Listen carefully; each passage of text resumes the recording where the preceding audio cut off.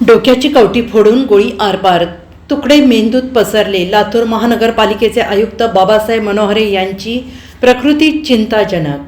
लातूर महानगरपालिकेचे आयुक्त बाबासाहेब मनोहरे यांनी शनिवारी रात्री स्वतःवर गोळी झाडून आत्महत्येचा प्रयत्न केल्याचं एकाच खळबळ उडालेली आहे. आणि बाबासाहेब मनोहरे यांनी शासकीय बंगल्यावर रात्री 11:15 सुमारास रिव्हॉल्व्हरमधून डोक्यात गोळी झाडण्याचा प्रयत्न केला. यामध्ये बाबासाहेब मनोहरे हे गंभीर जखमी झाले असून त्यांची प्रकृती चिंताजनक असल्याचं सांगितलं जात आहे. त्यांच्यावर सध्या लातूरमधील सह्याद्री रुग्णालयात उपचार सुरू आहेत. बाबासाहेब मनोहरे हे शनिवारी रात्री नेहमीप्रमाणे कुटुंबियांसोबत जेवले, गप्पा मारल्या. त्यानंतर बाबासाहेब मनोहरे खोलीत गेले आणि त्यांनी रिव्हॉल्व्हरमधून स्वतःवर गोळी झाडून घेतली. गोळी झाडल्याचा आवाज ऐकून त्यांचे कुटुंबीय खोलीत गेले. त्यावेळी बाबासाहेब जखमी अवस्थेत दिसले आणि त्यांना तातडीनं रुग्णालयात नेण्यात आलं. परंतु बाबासाहेब मनोहरे यांची प्रकृती चिंताजनक आहे.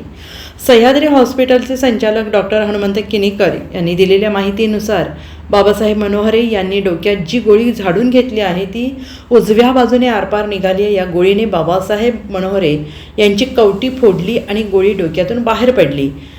बाबासाहेब यांच्या मेंदूच्या काही भागाला इजा पोहोचली आहे. तुटलेल्या कवटीचे काही तुकडे बाबासाहेब मनोहरे यांच्या मेंदूत पसरले आहेत आणि यासाठी डॉक्टर त्यांच्यावर शस्त्रक्रिया करणार होते. आणि ही शस्त्रक्रिया कशी पार पडली याबाबत अद्याप माहिती मिळालेली नाही. परंतु बाबासाहेब मनोहरे यांची प्रकृती सध्या चिंताजनक असल्याचं सांगितलं जात आहे.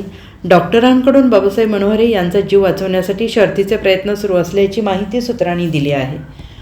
Bureau report SBN Marathi, Latur.